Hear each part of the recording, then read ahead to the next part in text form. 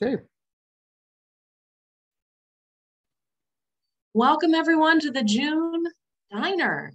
I hope you're having a good summer, and we're honored to have Dr. Victor Van Laar today. He's solo, and he's going to be talking about a really interesting concept, dopamine metabolism, among some other topics. So thank you so much, Dr. Victor, and please take it away. Sure thing.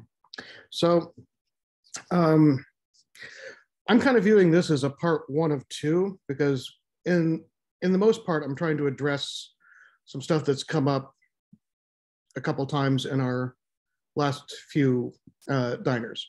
So let's just start with part one, and dopamine, L-Dopa, basically why L-Dopa and what it's doing with dopamine neurons. And then we can get more into the nuts and bolts of that later on. So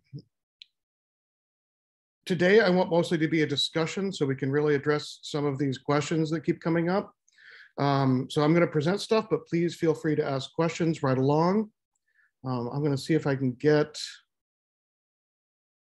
I can't get the chat window opened up, but let me see if I can.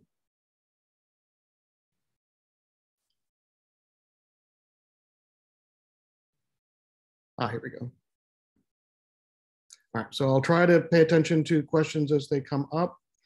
So feel free to share any questions in the chat as well. But let's go ahead and get started.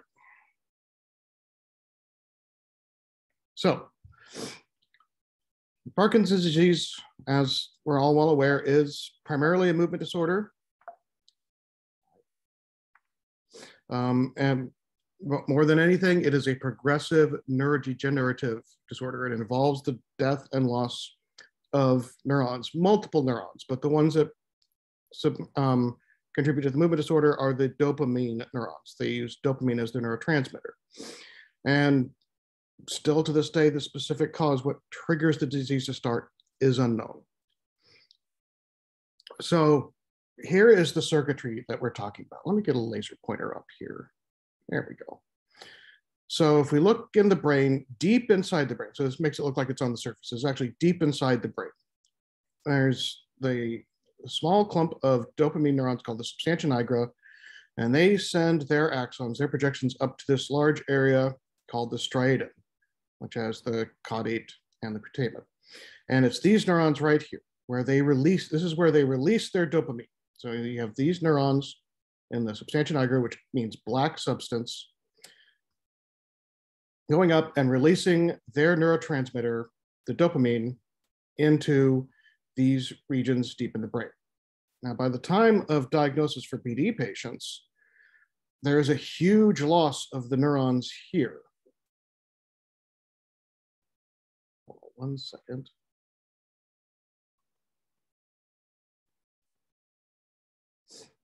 There we go. And the result of that loss is also a huge loss of the amount of dopamine that's being released in that area. And this is what contributes to the movement disorders that we see in Parkinson's disease patients. And we don't really know why those neurons are dying. One thing we do know is that it seems to be the projections die first. So the way these projections work is they develop early in life, and the neurons send their projections up to the striatum. They're sending dopamine, it's signaling. These neurons are really unique because they go up with one projection and then it fans out. And you see all these little projections that are shooting off dopamine. And this continues throughout adulthood. However, also throughout a normal, healthy adulthood, these neurons start to die off very slowly. But in Parkinson's disease, they start dying off really fast. And what's happening is actually these projections, all these little bits of the axon, start dying backward first. That's why you lose 80% of the neurites before losing neurons. And when so many of when so many have been lost, the amount of projection still in the striatum and the amount of dopamine there is really at an all-time low.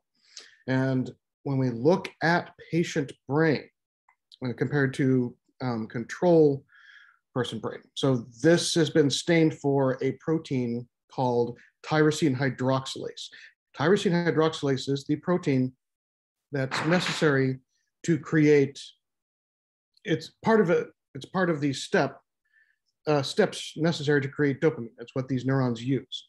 So its presence tells us whether or not the neuron's there. And what we can see, this is again in that striatum, in that putamen, we see that there's lots of tyrosine hydroxylase, lots of axons, lots of projections. But you can see already 1 year into a Parkinson's disease diagnosis, there's a lot less of those projections, and it progresses very rapidly. By 5 to 11 years, many of those projections are now gone. And if we look back at where the neurons come from in that substantia nigra, we see the same thing. We see lots of dopamine neurons. This is their cell body that sends out that axon. Again, a lot of them are lost, and they are progressively lost. So most patients, I'll just go back here, by the time of diagnosis, this 1 year into PD, most patients have lost 30 to 50% of the terminals, of those axon terminals, and 60 to 80% of the neurons. Now, that might seem a little weird, because I just told you that the axons die first. Well, how come more neurons are lost? Well, remember, I said that these neurons are really neat in that when they send up a projection, it hits that striatum and then it fans out. Well, what happens as the neurons start dying back is that when some are lost, the neurons that are still alive fan out more. So they're trying to compensate. So the neurons are dying off as the neurites die back, but the neurons that are still left can try to fill in the gaps. But at a point, it's just not enough, and more neurites are lost. So all of this is a very long-winded way of saying that the disease has very far progressed by the time we get to diagnosis. And the end result, the thing that causes the movement symptoms, is really the loss of the dopamine in that striatum. So this is what we call a PET scan, or a positron emission scan. And what it's really looking at is the ability of this region to hold on to dopamine. And what we see is the ability in early and late stage Parkinson's to hold on to dopamine is all but vanished in these regions of the brain. There just isn't much dopamine signaling going on. So to really simplify this, what we've got going on is, here's a normal case where you have all these terminals pumping out dopamine, the little red dots. And the dopamine is the carrier signal. It moves the signal to the next neuron in the striatum, and it picks up the signal and it moves on. But when there isn't enough dopamine, the message kind of gets lost. And what happens is the next neurons can't pick up the signal. They don't send anything on. And this loss of signal is what leads to the movement symptoms. All right, so is everyone with me so far? Does everyone have any questions? Because please, please, please feel free to ask questions. This is Donna. I have a question. Yes. When I read a lot about people that seem to beat Parkinson's by having the thought that the faucet just needs to be turned on, and that and feeding the dopamine through the blood-brain barrier isn't the way to do it, but they just need to turn the faucet on. So what are they referring to when they say turn the faucet on? Well, I think that's kind of a misleading term, because what's happening there is that there's two contending thoughts. One thought is that it's not just that the neurites are dying back, it's also that the neurites aren't effectively communicating. So there's this thought that if we can get the neurites to actually release more dopamine, then that'll solve the problem. But how do you turn on a faucet when the faucet isn't there? And that's what the real problem that we have here is we've lost so many spigots that there aren't enough to turn on to release enough dopamine in this area. Because neuron signaling in the striatum is a little unique compared to a lot of other parts of the brain. In most other parts of the brain, you have a neuron coming in and it contacts a neuron. This one takes the signal and it goes out. In the striatum, it's more like a bath. All the dopamine neurons come in and they pump out dopamine, and then these neurons pick it up and it's just kind of bathed in dopamine and it goes out. So the idea is we can just turn on the faucet, dump a bunch of dopamine out here, these neurons will still be able to pick it up. But the problem is we don't have this many faucets anymore. We have one or two, and you just can't pump enough dopamine out. So that leads to actually the next part of the talk. So that's an excellent segue. How do we treat Parkinson's disease? More specifically, how do we treat the movement symptoms? And really, how do we replace that lost dopamine? So full disclosure, Parkinson's is obviously a very complex disease. It is truly a whole body disease. There is movement disorders, yes, but there's also psychological disorders, sleep disorders, behavioral disorders, gastrointestinal symptoms, constipation, all the things like this. And as I've mentioned, the disease is very well advanced before the patient even knows they have the disease or before we can start to treat it. And almost all the treatments we have right now only address the symptoms. So we're just managing the disease in the clinic. But right now, I want to focus on the movement disorders in particular. And the movement disorders in particular, the symptomatic treatment of that hasn't changed in almost 70 years. And that is L-Dopa-based therapy remains the primary mode of treatment. It's effective. It works for many people. The people it doesn't work for, we can try to add other drugs to help out with that. So why does L-Dopa work? What's really happening here? And this is where we get into that metabolism for dopamine. So what's happening in the dopamine neurons is you're starting out with your amino acids. Those are building blocks of life, the things that make up protein. And the two in particular are phenylalanine and tyrosine. And these are two common amino acids that are all over the body. And these neurons take them up and use them. So phenylalanine can get turned into L-tyrosine by an enzyme that is in dopamine neurons called phenylalanine hydroxylase. Don't worry, there isn't a test. You won't have to memorize any of these terms. I'm just kind of giving you an idea of the complex way we get to dopamine. And so if we start with L-tyrosine, L-tyrosine goes through that protein I just mentioned, tyrosine hydroxylase, which most people just refer to as TH. So TH turns L-tyrosine into L-Dopa. Now, L-Dopa is the drug that we prescribe in Cinemet or other formulations like Duodopa. And this drug, this is the rate limiting step. For those who are in chemistry, they know what that means. Those that don't, what that means is this is the step that is the hardest to do. This is the step that is the longest to do. And this is the most important step in getting dopamine, is turning this tyrosine into L-Dopa. Once you get to L-Dopa, it's almost instantaneously converted into dopamine through this enzyme, the AAAD or AADC, the amino acid decarboxylase. And then the dopamine can be used. It's packaged up into these vesicles and then released by the neuron when it gets a signal. Now, the way we've been treating Parkinson's is we give the patient drugs that have L-Dopa in it, and we just bypass these earlier steps, the rate limiting steps. And we go straight to L-Dopa, which can be rapidly converted to dopamine, and this all can just start pumping out more and more dopamine.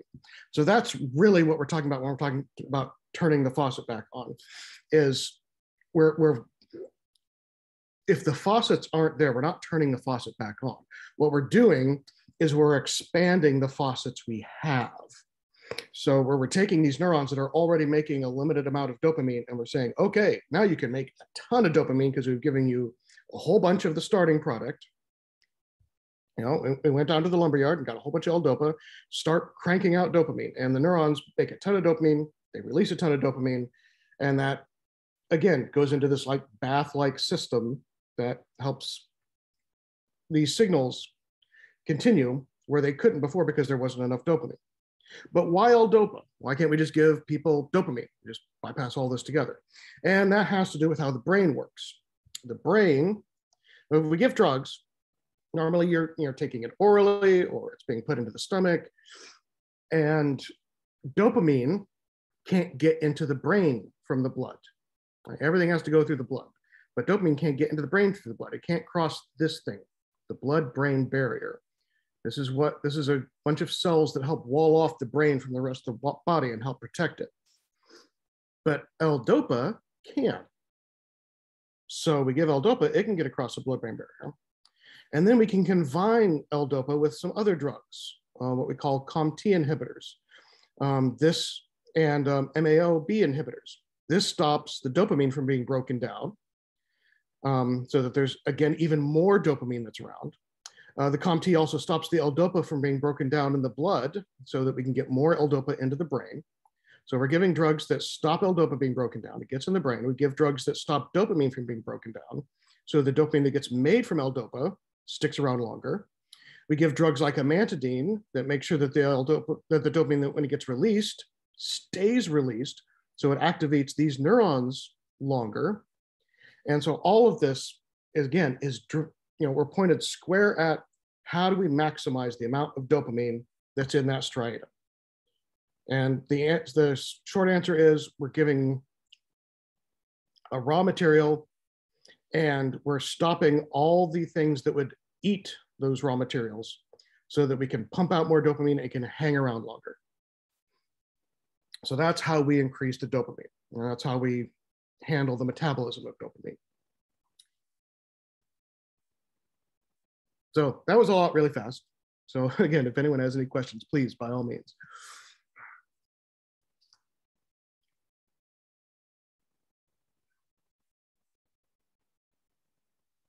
So I do have one more question. In Dr. Bernstein's papers and stuff, he was demonstrating that the dopamine, that the neurons are producing dopamine still, but we have a lot of dopamine in the neurons that can't be released.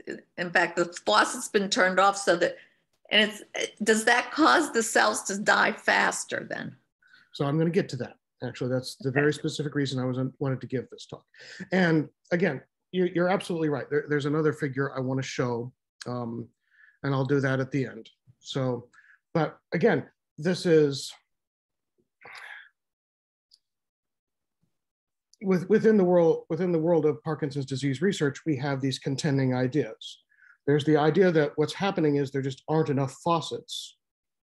So we're just trying to make the faucets that are there run harder and faster. And then there's the idea that the faucets might still be there, but they can't release it. And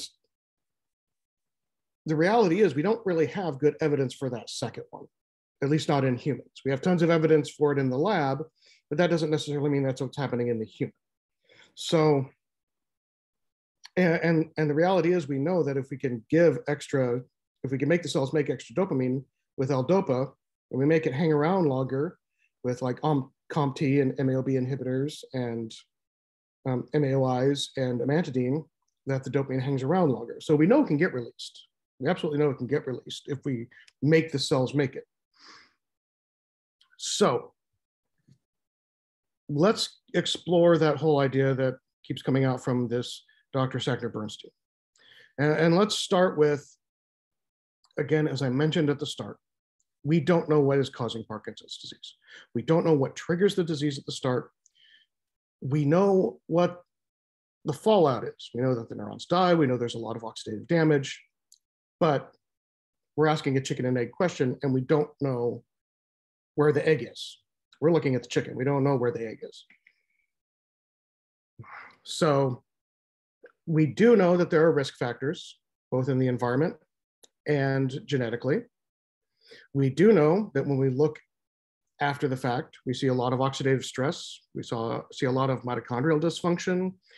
We see a lot of damaged things in the cells, damaged proteins, damaged lipids, damaged DNA. But the concept I want to explore right now is the fact that, as I mentioned before, this is a whole body disease, it's a whole brain disease. We see these things, the oxidative stress, mitochondrial dysfunction, the genetic risk factors, everything like that, in every cell in the body and every cell in the brain. So why is it only the dopamine neurons that are dying so much? And the idea is that dopamine itself could be contributing to the vulnerability of the dopaminergic neurons. Again, I want to emphasize this is a hypothesis. Based on what we see, it kind of makes sense that dopamine may be doing something because it's the only thing that's different. So this idea, this hypothesis has been explored a lot. So where does this idea come from? Well, as I was showing you, dopamine, once it gets released, normally it either goes one of two ways. It either goes back into the cell and gets recycled and reused, or if it can't get recycled and reused, it's broken down really fast. And the reason it's broken down really fast is because dopamine can start doing nasty things. If dopamine's left to hang out inside the cell, it can very quickly oxidize and become this component called dopamine quinone.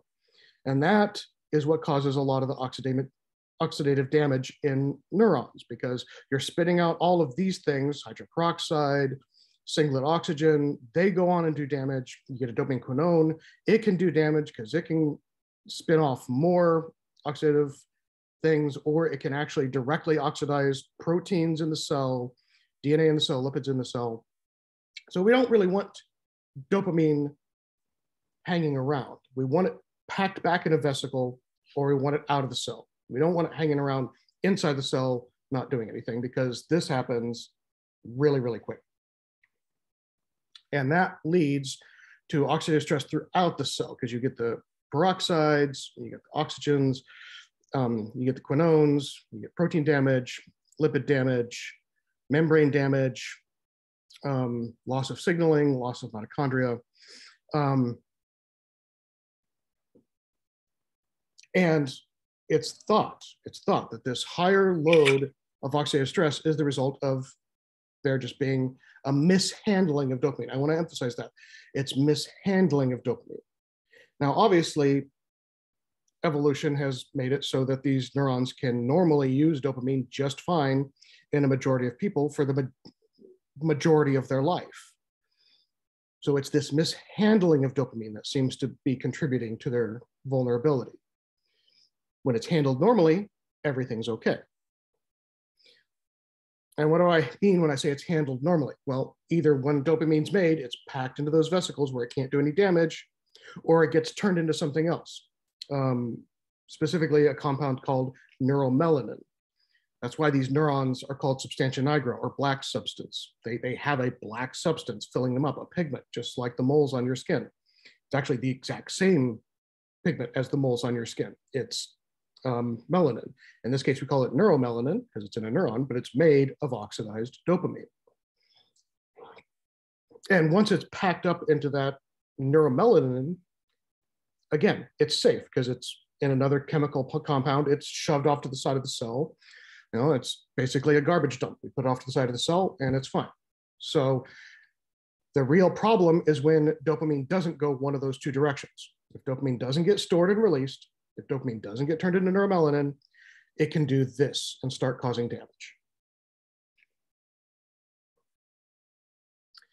So now wait a minute, exactly what Don was just asking me. If I'm telling you extra dopamine can cause problems, but at the same time, I'm telling you increasing dopamine is the way we can treat the disease, then could we be causing more damage with L-Dopa? Now I'm gonna start this. No.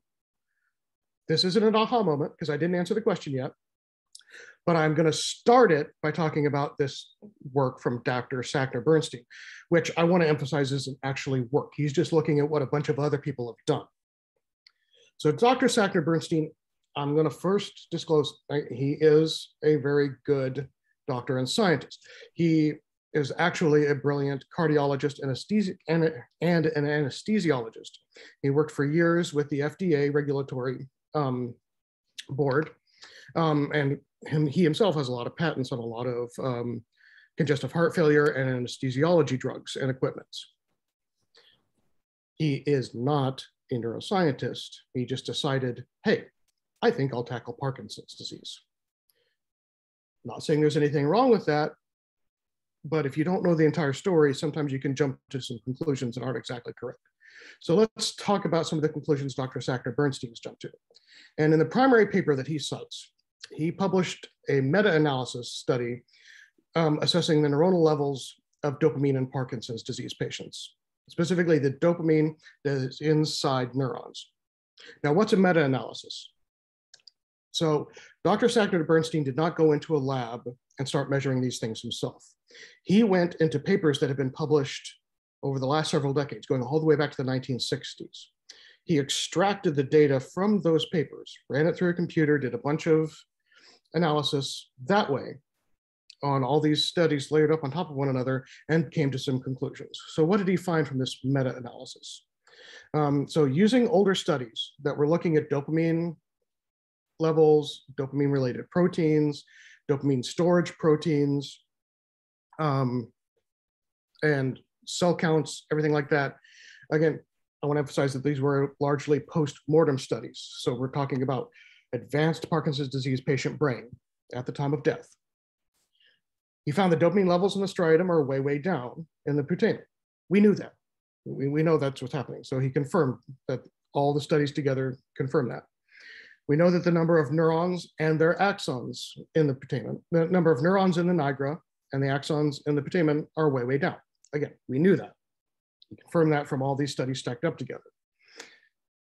But when he started looking at the relative level of storage proteins and compared that back to the number of axons left and the amount of dopamine, his data suggested that the amount of free dopamine, free-floating dopamine in the neurons might be way higher within the neurons than it is in the neurons of control brain.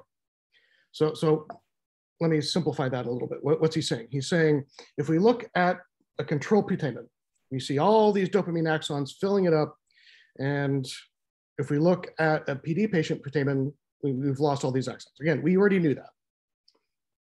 And if you've got this all filled up, you've got dopamine being released everywhere in this big dopamine bath. And that's all fine. What he suggests, based on the studies, is that when we look at the PD putamen, all the dopamine, there's total dopamine is way, way down, but the neurons that are left are just packed with dopamine.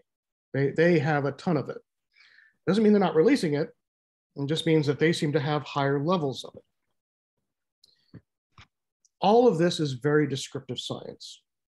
I'm not saying any of it's wrong, although it's drawn from multiple studies and a lot of computer analysis and takes a lot of assumptions into account, but it is a compelling thought. So let's talk about what his conclusions were. He concludes from his studies that the data suggests that dopamine neurons in Parkinson's have issues with dopamine overexpression and dopamine storage. And this could support the idea that there's extra dopamine that's in these neurons, and further support the idea that extra dopamine is the problem for neurons dying in Parkinson's disease. So he has concluded from all of this that the way of treating Parkinson's disease degeneration, the loss of the neurons, the way of treating the neurons would be decreasing dopamine production. Now, from a strictly how do we save the neuron standpoint, that, if his stuff is right, that kind of makes sense. But in a lot of other ways, it's very, very counterintuitive. Because now we're taking a system that already doesn't have enough dopamine and saying, okay, now you're going to have less dopamine. And what do we do with that? So I'll get to that in a minute. The other part that I want to be very clear about here is that Dr. Sackner-Bernstein often doesn't provide this very important disclosure that he is the sole inventor and patent holder on a tyrosine hydroxylase inhibitor. So he does have some conflict of interest in trying to push this idea. So I just want to put that out there. I'm not judging. I mean, anyone that's trying to spin off a business is doing the same thing, but do with that information what you will. Victor, I have a question on that. Yes. I thought that he was examining Demsur, which was a known drug that's already been created for cancer, a rare cancer. So it wasn't his DH inhibitor that he has the patent on. It's an existing drug that's already been. It's an existing drug that also happens to be a TH inhibitor. His patent is on the use of it for treating Parkinson's disease. Just on the use of it, but not on the drug itself, because it was already developed. Correct. So okay. Yeah, let me backtrack. His patent is on specifically how do we formulate and use this drug for Parkinson's disease treatment. Now, moving on from there, what are some of the issues with this idea? Well, right from the beginning, we're back to the which came first question. It's still a chicken or egg question. Specifically, the studies that he used are older studies, and they're conducted from postmortem tissue of advanced Parkinson's patients. So his conclusion was the extra dopamine is a signal of what's happening to the dopamine neurons in PD. The extra dopamine in the neurons is why they died. But we're looking at a picture at the end, not a picture at the beginning. So the question we have to ask that he doesn't is, are higher adjusted dopamine levels truly the cause of the neuron death? Or are they just a symptom of what's happened now at the end of the disease? Is there some other thing that's causing this that should be addressed? So is knocking down dopamine going to fix the problem, or is it just going to cause other problems? And that's a very important question to ask, and will have to be asked as this idea gets researched. The second thing, this one I take a little bit personally, so that's why I want to bring it up, is that this is not a new idea. The idea that extra dopamine may be toxic has been around for decades, and in fact was pioneered by a scientist right there at Pitt, my mentor, Dr. Teresa Hastings, in the Department of Neurology. She's a pioneer of dopamine toxicity in the brain and how extra dopamine and mishandling of dopamine can lead to dopamine neuron death. She has multiple highly cited studies, her and multiple colleagues that also work on this.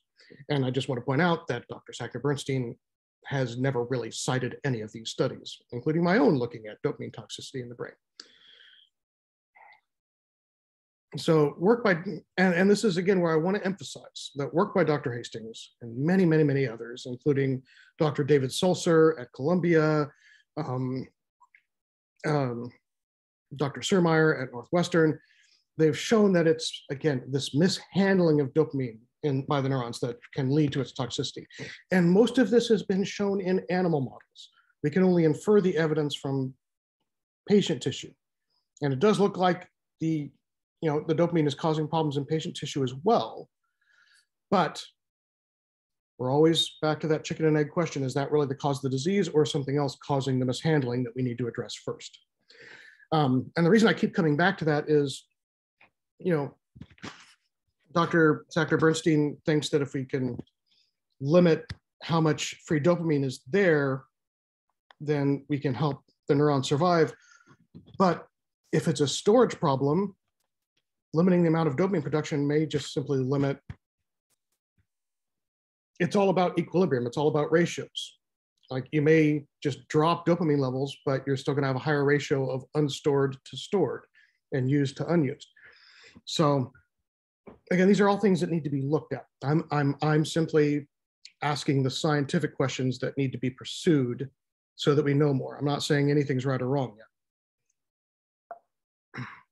So now we get into the real heavy questions when it comes to this idea of, would this actually work?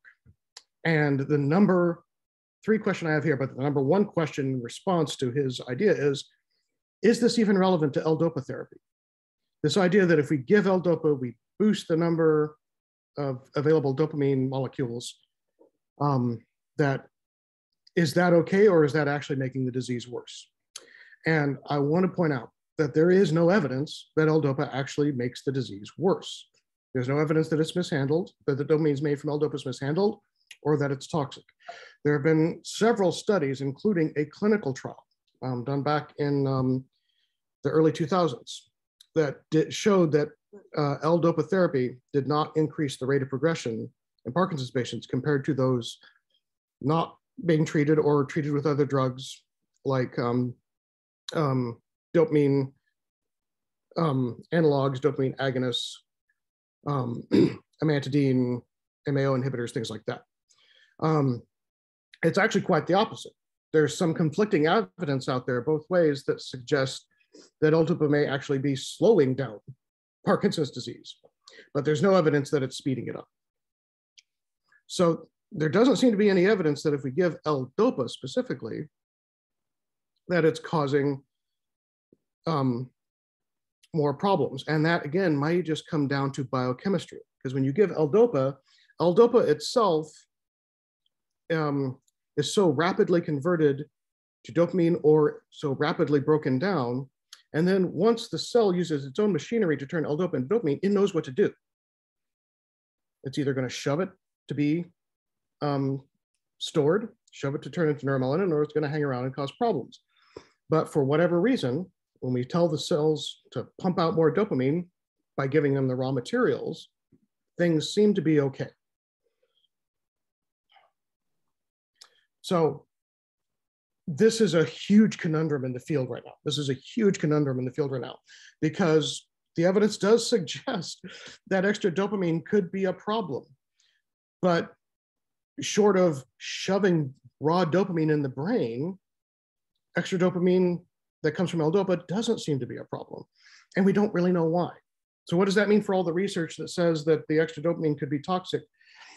We're back to this, there must be some other problem that we're not seeing. Then there's, this is a more speculative question. Like, is this even relevant to dopamine neuron loss in advanced Parkinson's disease? Because again, remember, Dr. Sackner-Bernstein was looking at all these postmortem studies. He's looking at what's left in the end. So yes, the evidence that we get from the lab suggests that dopamine itself may be what makes dopamine neurons far more vulnerable to Parkinson's disease. And that may still be true. But the part we can't ignore is that some dopamine neurons survive in PD. We never lose all the dopamine neurons.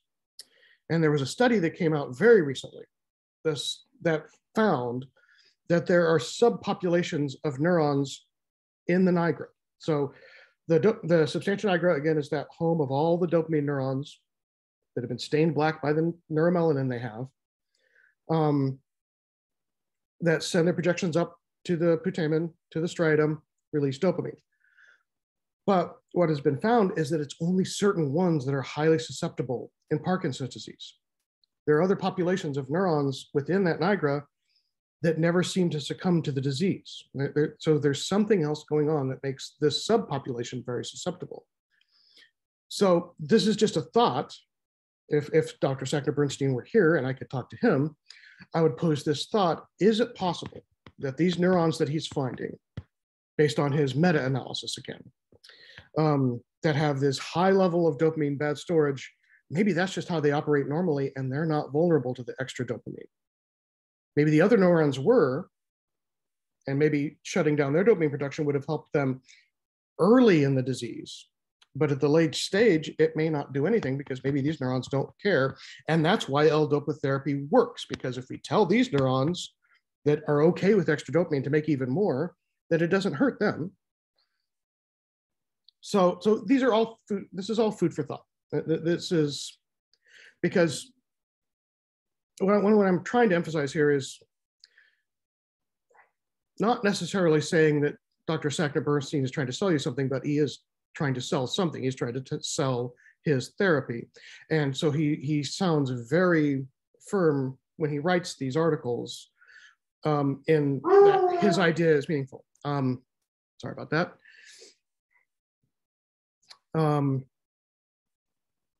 But there's a lot more to question here before we know. And until people start actually doing the work in the lab and in the clinic to evaluate some of his claims, we're going to have these questions. But work that raises more questions is good work. because it leads us down new avenues that we can explore. If you'll apologize for just 1 second.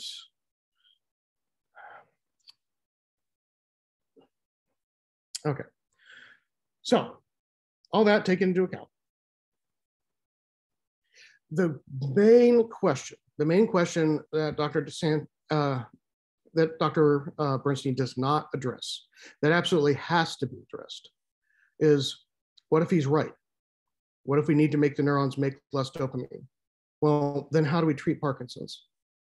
Because, okay, let's say he's right. Let's say we lower the amount of dopamine, we prolong the life of the neurons that are there function better, they release dopamine just fine.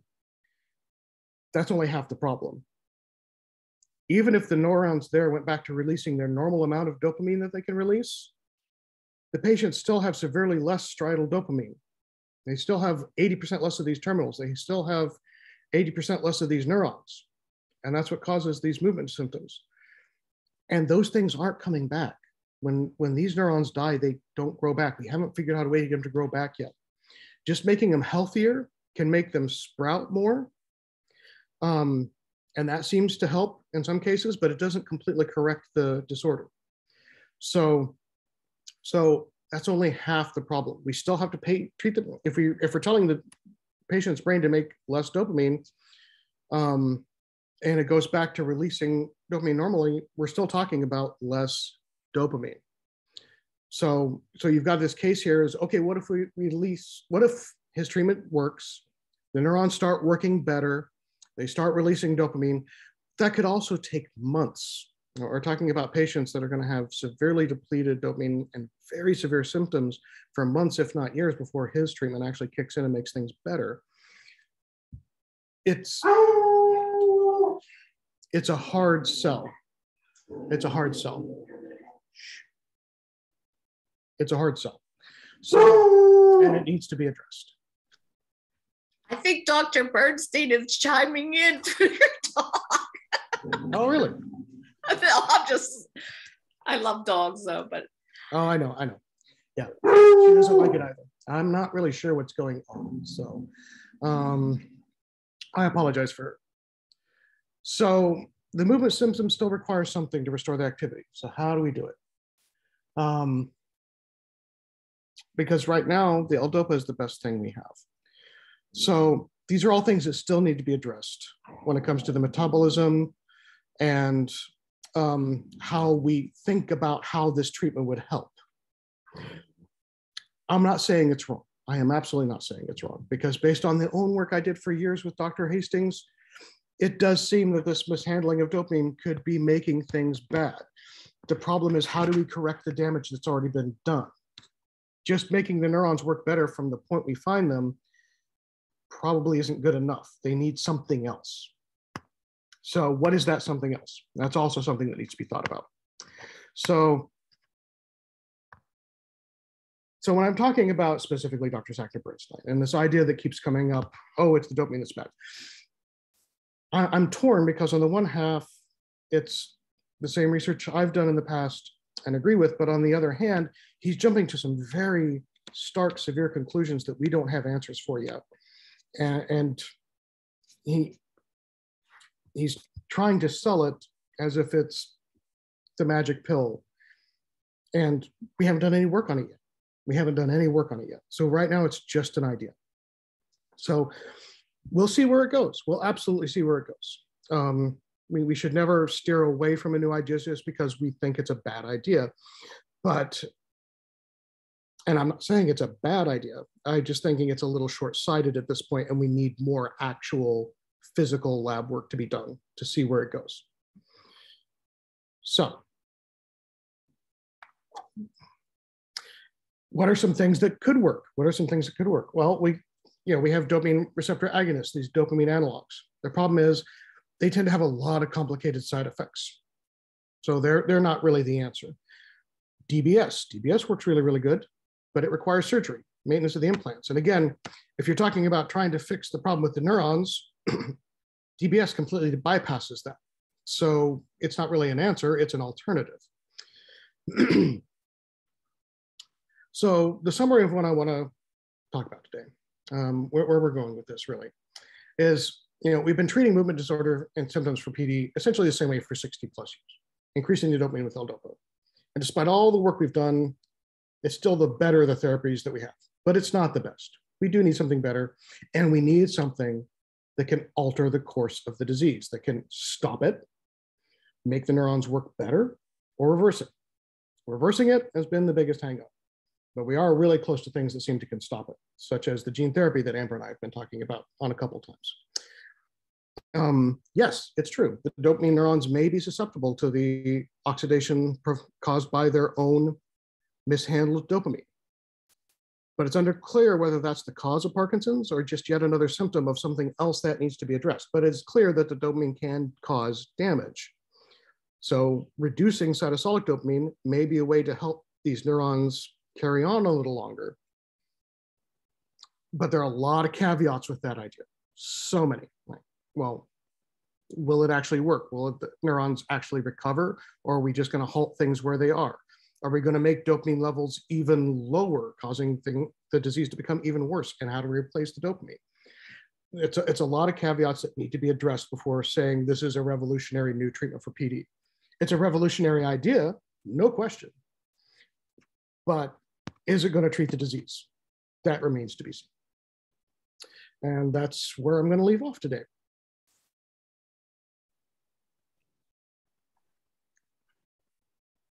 So let's see here.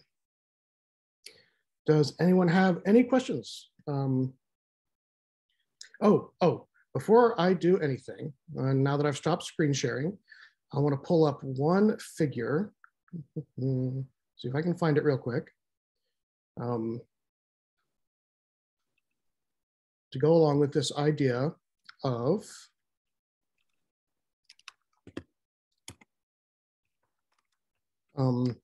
the faucet being clogged rather than the faucet not being there.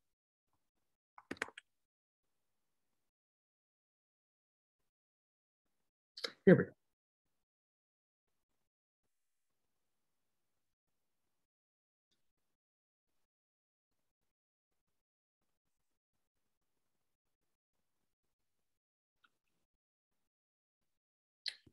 Okay, see if I can share my screen again. All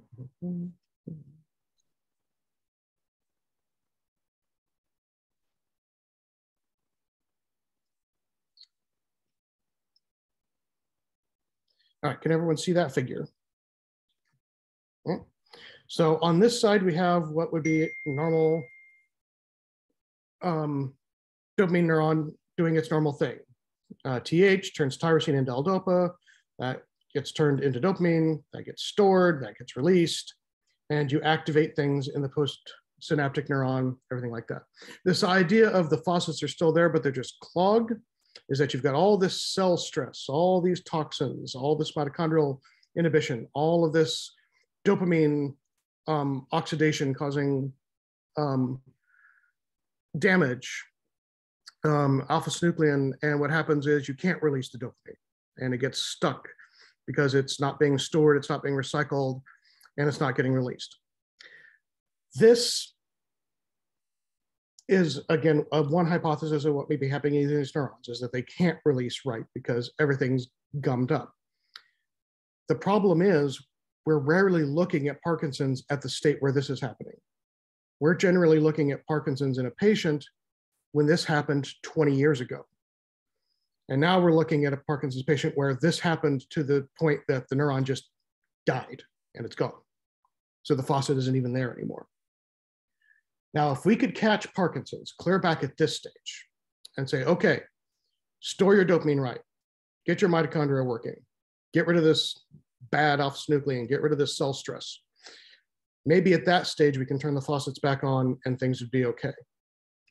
But at the stage that we're talking about trying to treat Parkinson's most often, the faucet's just not there anymore. And there may be some faucets that are gummed up like this, and turning them back on would help a little bit. There's still just so little dopamine. And so many, and not just that the dopamine is lower, the actual number of terminals is lower. So there aren't enough faucets to turn on to make a massive difference.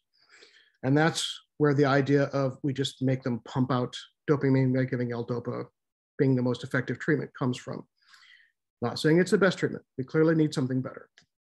Right now, I have to admit, obviously I'm a little biased, but some of the gene therapy that's in clinical trial right now, the gene therapy of putting this compound, the dopa decarboxylase, into the striatum so dopamine is made on site, helps those patients that have literally no terminals left. The idea of putting in a growth factor so that the terminals that are like this not only turn back on, but start sprouting more, seems to be working very well. And that may be the extra component we talk about when we talk about, okay, it's not just about turning the faucets back on, it's about lowering their dopamine, and it's about making them healthier so that they grow more. Comes from. It may be, I've always felt very strongly that when we finally get to the stage of effective treatments for Parkinson's, it's going to be much like we have right now, where it's not going to be one magic drug that fixes everything. It's going to be combinations of things, because this is such a complex disease. It's not good enough to just fix the neuron. It's not good enough to just make the neuron regrow. You have to do both. You have to do both. Otherwise, one half the problem is just going to inhibit the other half when you go to treat it. Okay, so hopefully that didn't, I'm sure that was clear as mud, but hopefully everyone had some ideas. So, so one excellent question: might the gene therapies also inhibit or reverse the creation of Lewy bodies? Since we don't really know what creates the Lewy bodies in the first place, we don't know. There is some evidence from the lab that, like the GDNF gene therapy, may be reducing alpha-synuclein, which is a fantastic idea. But what the effect is on Lewy bodies, we don't know. The other thing to think about with Lewy bodies is, in the case of Parkinson's disease, we don't really know that Lewy bodies are a bad thing. They just seem to be a second garbage dump, like that neuromelanin. So like all the misfolded proteins and alpha-synuclein go into forming this Lewy body that may just kind of be sitting in the cell and not doing anything. It's, instead of being chewed up and recycled, it's just the landfill that now starts at the side of the cell. Does exercise affect dopamine levels and effectiveness? Absolutely. Now, the research on that is very, very clear, that maintaining the health of the dopamine neurons, actually boosting dopamine, and exercise go hand in hand. I'm not saying that that is a cure of Parkinson's, but it really does seem to help slow the disease, slow progression down, and alleviate symptoms. Exercise, everyone should be exercising. I need to be exercising, and I don't have Parkinson's disease. I need to go exercise right now. But I would advocate for that anytime. If most Parkinson's patients take their carbidopa with amantadine every time of day, I actually do not know the answer to that. That honestly depends on the neurologist that you have as to whether or not. I mean, I've heard people that only take amantadine, people that take amantadine with carbidopa levodopa, people that don't take amantadine because they feel it gives them bad side effects. That's, again, kind of one of those, you need to be talking to your doctor, monitoring yourself, seeing what you feel helps you, doesn't help you. So I'm unfortunately just not really qualified to give that one an answer. Does the presence of Lewy bodies always signal Lewy body dementia is present? No.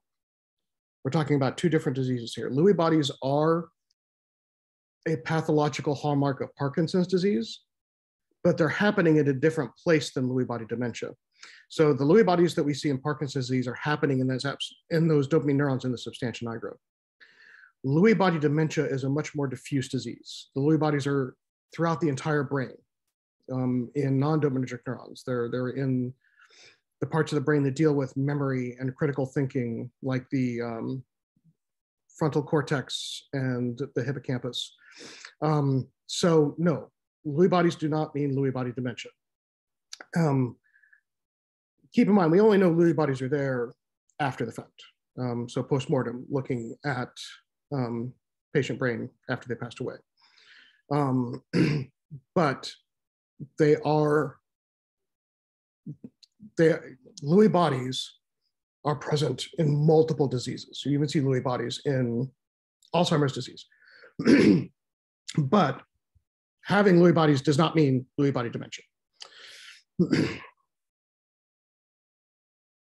Well, Lewy body dementia is associated with PD because they both have Lewy bodies.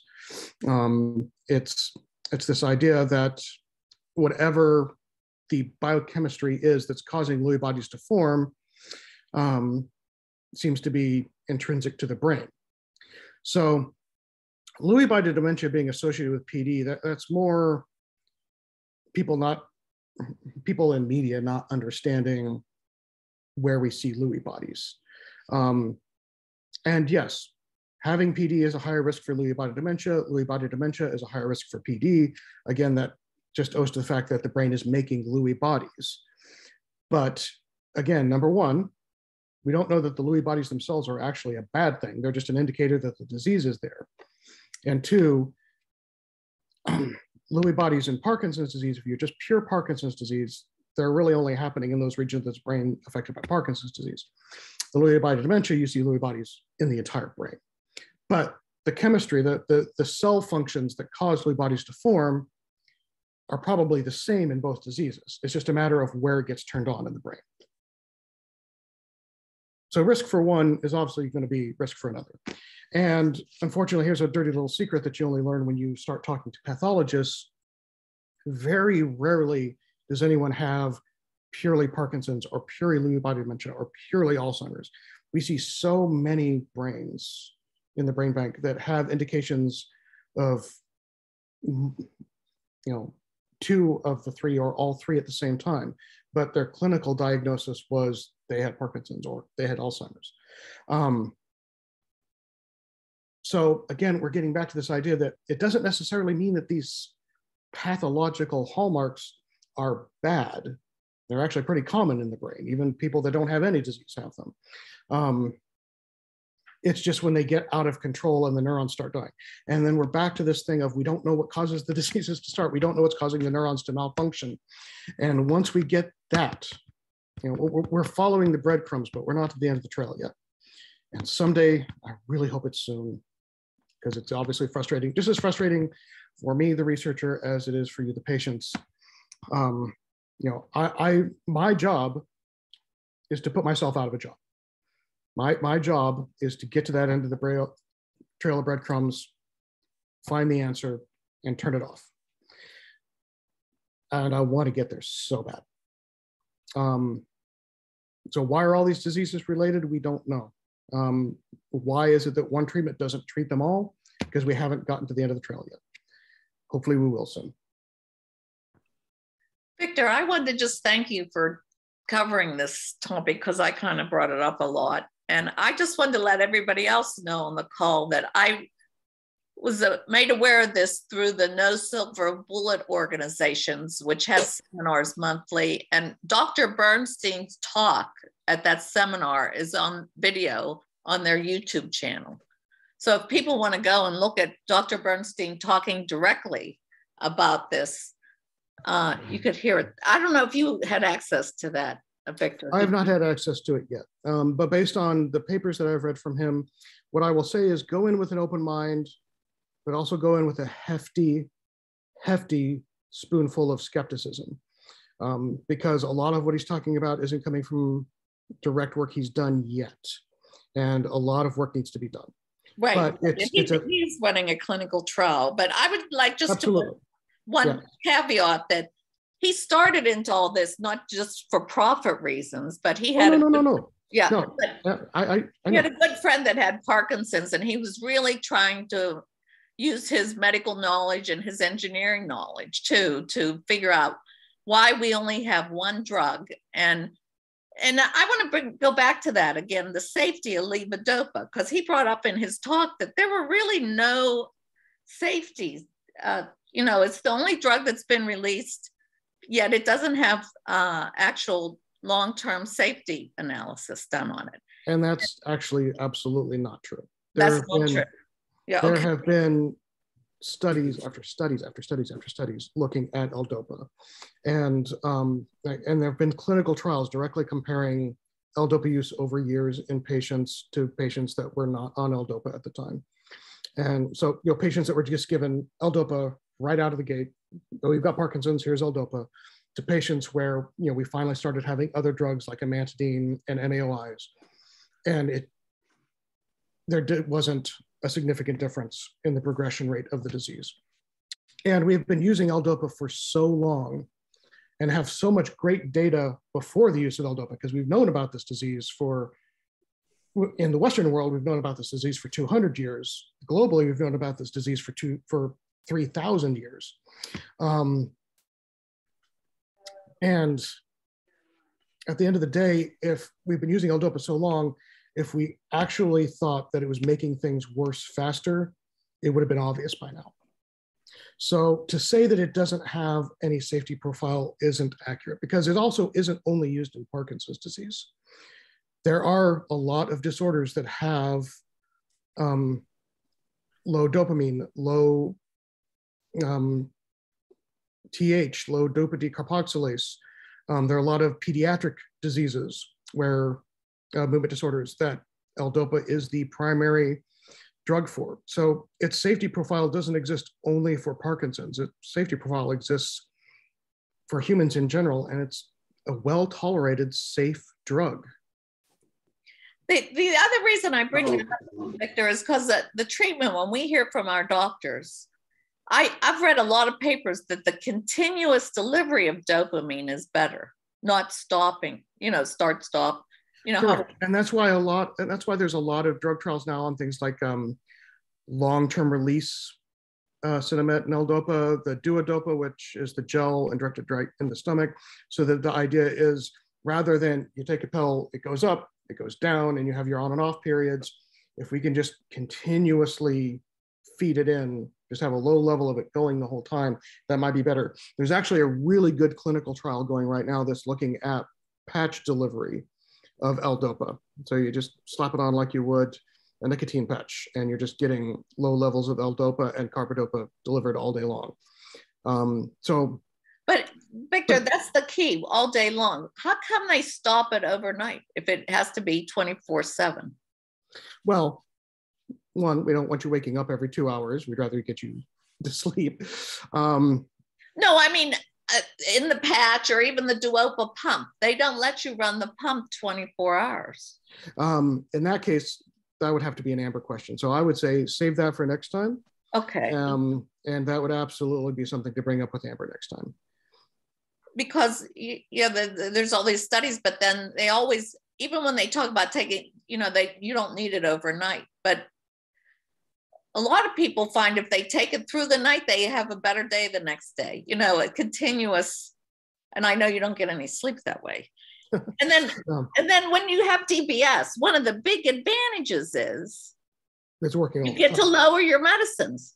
Yeah. Everybody's fighting to lower their medicines to stay on, And that's the same thing we're doing with the gene therapy, is if we can make the neurons work better, or we can bypass them altogether. And that's the important thing about DBS is, this isn't about, you're not lowering the medicine because the neurons are working better. You're lowering the medicine because you've taken the neurons out of the equation. You're going to a different part of the brain. You're actually going after them and activating the neurons downstream. So you're just bypassing the need for dopamine altogether. Oh. And Amber's going to talk about that next week. So that's an excellent segue. Great. That would be great, because when we talk to doctors about DBS, even Dr. Whiting said in our seminar, we really don't know how DBS works. We don't. And that's because we don't understand the circuitry very well. But we do know that if we stimulate things downstream, it seems to reset the circuitry and bypass the dopamine neurons. So that goes with the notion that Parkinson's may be an electrical problem versus biochemical. Well, it's both. Okay, and that's why it's so complicated. You're right. And I would love for you all to get together, you and Dr. Bernstein and Dr. Hastings, and come up with a cure. You guys are on the right track. You just got to get together. Well said. Yeah. So we better conclude for today. Yeah, I unfortunately have another meeting I need to run to. Thank you. Could I ask, does smoking marijuana have any impact on this progression?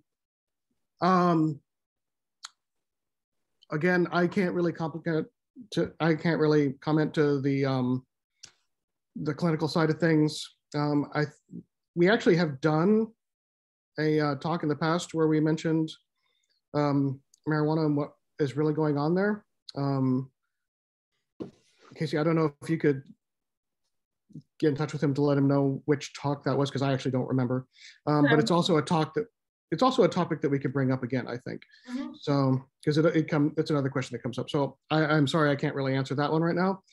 As far as the progression of the disease, biochemically, it shouldn't affect the progression of the disease. More often than not, when we're talking about cannabinoids, it's just alleviating symptoms, or, basically the caring about the symptoms. So that's about as much as I can say on that. Thank you. And as with anything else, talk to your doctor. And if the doctor's okay with it and it's working for you, what's important is what works for you. Well, thank you everyone for joining, and thank you, Dr. Victor Van Laar in particular. Good to talk to everyone. Good to see everyone.